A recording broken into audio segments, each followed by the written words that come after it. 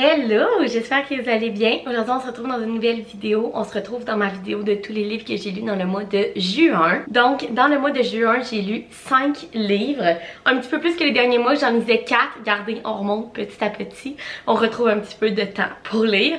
Et j'ai lu vraiment beaucoup de variétés. J'ai lu de la fantasy, un thriller, de la romance. Fait que je pense que ça va être vraiment cool comme wrap-up de mois. Et j'ai vraiment lu des bons livres. Fait que let's go, on commence. Donc le premier livre que j'ai lu dans mon mois est Fable 2, La mer sans nom de Adrienne Young. J'avais lu, je pense, à la fin de l'an passé, le premier. Au début de cette... Non, je pense que c'était autour de l'automne passé, j'ai lu le premier de cette série-là. C'est une duologie, si je me trompe pas, donc il y a 2 livres. Et c'est un fantasy young adulte maritime, donc autour des mers. Et en fait, je veux comme pas trop vous spoiler le premier, mais l'histoire, en fait, on suit Fable, qui est la fille d'un grand pirate, là, capitaine, peu importe comment vous voulez l'appeler. Et en fait, lorsque sa mère décède, son père la laisse sur une île assez dangereuse. Il l'abandonne là, dans le fond, et en fait, elle réussit à comme se sauver cette île-là pour aller rejoindre son père et avoir son héritage. Donc c'est pas mal ça l'histoire et il arrive plein d'affaires. Le premier finit vraiment sur un cliffhanger, vraiment de quoi que tu veux le savoir. Donc j'ai super hâte de lire le deuxième et j'ai donné un 4 étoiles comme le premier. Je trouve vraiment que c'est une fantaisie facile à lire. Les pages se flippent tout seul. T'as pas trop de world building comme dans certains fantaisies qui à un moment donné t'es écœuré tellement que c'est compliqué. Le monde est tout seul là, c'est super simple. On a une personnage principale, Fable, qui est forte, qui est une femme forte, qui sait ce qu'il veut. On a de la romance dedans, surtout dans le deuxième. La romance devient de plus en plus intense, fait que c'est super bon. Et dans cette duologie là, il y a de l'action, il y a des secrets, il y a vraiment plein de choses que tu veux savoir. Donc je vous conseille vraiment, si vous aimez les fantaisies young adultes, cette petite duologie là, elle est excellente et les couvertures sont magnifiques. Ensuite de ça, les 2 prochains livres que je vais vous parler, en fait je les ai lus dans mon Summer Reading Vlog, donc je vais vous le mettre dans le petit i, mais je vais vous en parler quand même ici. Donc premièrement, j'ai lu Duel au soleil de Angie Hockman. Ce livre-là, c'est une romance adulte, un petit peu enemies to lovers.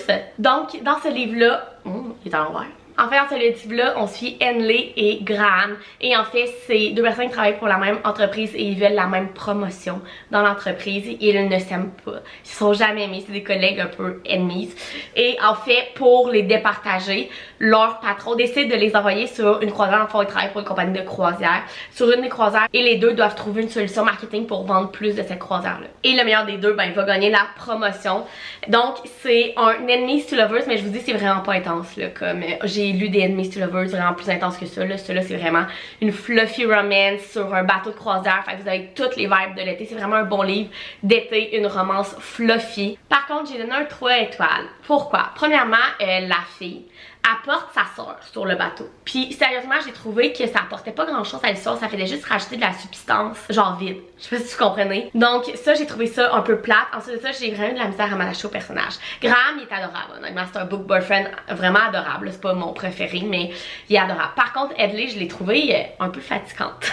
Honnêtement, j'ai eu de la misère à m'attacher à elle. Elle faisait des affaires que je suis comme, sérieux, fille, comme, qu'est-ce que tu fais, là? Et il y avait comme rien d'excitant, il y avait rien qui faisait que je voulais comme flipper les pages vite puis le lire, là. Bref, il y avait rien d'excitant, je me suis pas vraiment attachée au personnage. Par contre, c'est une bonne romance au vibe d'été. C'est fluffy, il y a un petit peu d'enemies to lovers.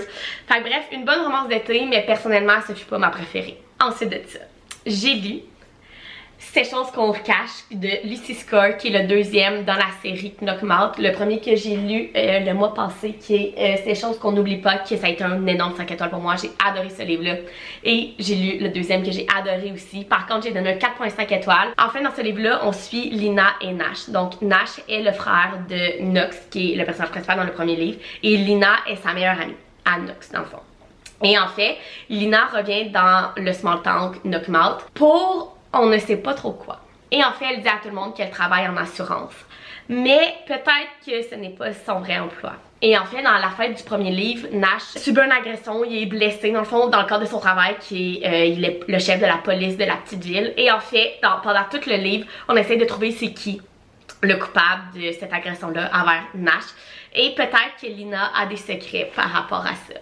Et en fait, les deux se connaissent de Knox, dans le fond, donc du frère de Nash, mais elle déménage à côté de chez Nash. Et dès le début, il y a énormément de tension entre eux. Ce que j'ai trouvé comme un peu trop même. Tu sais, il n'y a pas de build-up, vous comprenez? Tu sais, c'est comme, dès le début, les deux, ils s'attirent énormément. Tu sais, je suis comme, ok, calmez-vous, là, peut-être apprenez à vous connaître un petit peu avant, là. J'ai vraiment aimé leur romance parce que malgré qu'il y a vraiment beaucoup de tension au début, c'est quand même des slow burn, donc ça prend vraiment du temps avant qu'il arrive vraiment quelque chose. J'ai beaucoup aimé tout l'effet aussi de mystère de qui a agressé Nash dans la fin du premier livre et pourquoi Lina est là. Il y a des secrets que Lina a là que Nash ne doit pas apprendre. Fait que j'ai vraiment aimé les mystères au travers de la romance. Nash est brisé. Il y a tellement de misère à se remettre de l'agression qu'il a subie. Fait qu'il est détruit puis c'est comme s'il s'attachait à Lina pour survivre dans le fond. Et elle, c'est la genre de femme indépendante qui a pas de chum, qui veut pas de chum, qui veut pas d'amis, qui est vraiment la femme indépendante qui est juste là pour son travail. Bref, j'ai donné un 4.5 étoiles parce que j'ai adoré la romance, j'ai adoré le mystère autour de ça, j'ai adoré le slow burn. Par contre, le insta-love, la tension dès le début sans build-up et le fait qu'il soit vraiment long a fait que ça ne fut pas un 5 étoiles, mais je vous conseille tellement cette série de livres-là. Et le troisième qui est l'histoire d'amour de Lucien, qui est le meilleur ami à Nash et Knox. J'ai tellement hâte, ça va être genre un second chance romance, wow. Il va sortir en septembre en anglais et éventuellement en français, mais je vous conseille énormément ces livres-là. Ensuite de ça, le thriller que j'ai lu dans mon mois fut L'invité de trop de Lucie Foley. En fait, ce livre-là, ça fait longtemps qu'il est dans ma TBR et je voulais attendre à cet été pour le lire parce que dans ma tête, c'était comme un bon thriller d'été. Enfin, on suit le mariage de Julia et Will. Donc, ils décident de se marier sur une île un peu déserte, là, secrète, en Islande, si je me trompe pas, en Irlande.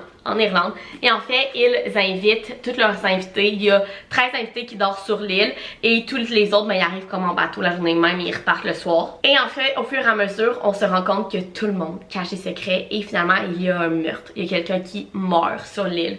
Et sérieusement, moi qui croyais que c'était un parfait thriller pour l'été, c'est vraiment un thriller pour l'automne.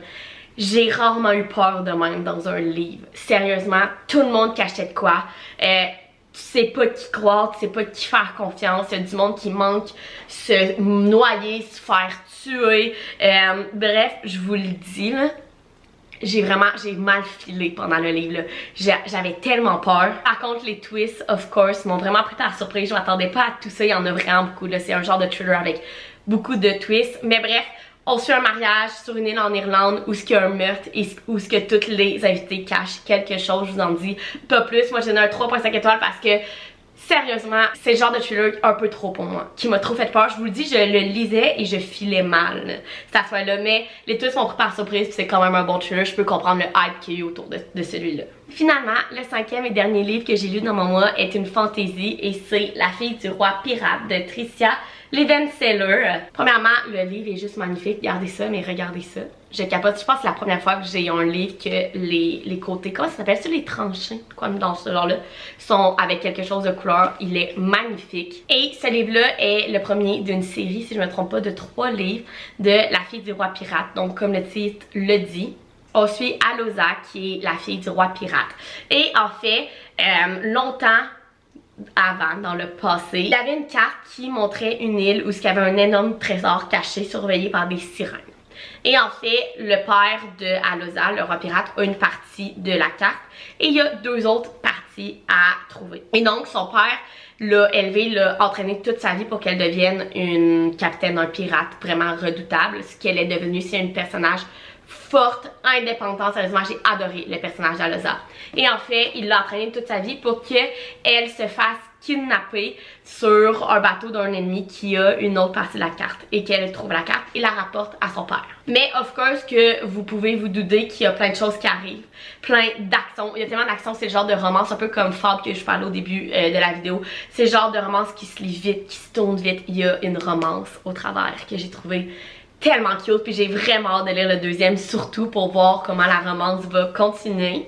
La romance, c'est un Enemies to Lovers. Enfin, bref, j'ai vraiment aimé cette fantaisie-là, je trouve ça vraiment cool. La fantaisie, c'est pas mon genre de livre préféré habituellement, et là, j'en ai lu 2 dans ce mois-là que j'ai vraiment aimé. Et sérieusement, j'ai tellement ri.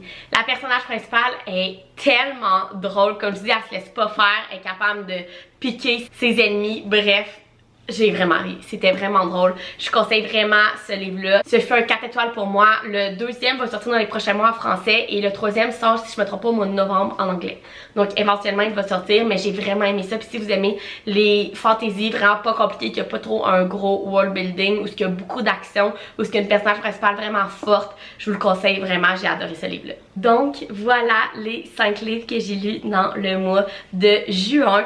2 fantaisies, 2 romances et un thriller. J'ai vraiment fait de la variété, j'ai vraiment eu des bonnes lectures. Il y avait un 3 étoiles, un 3.5, sinon c'est des 4 et des 4.5 étoiles.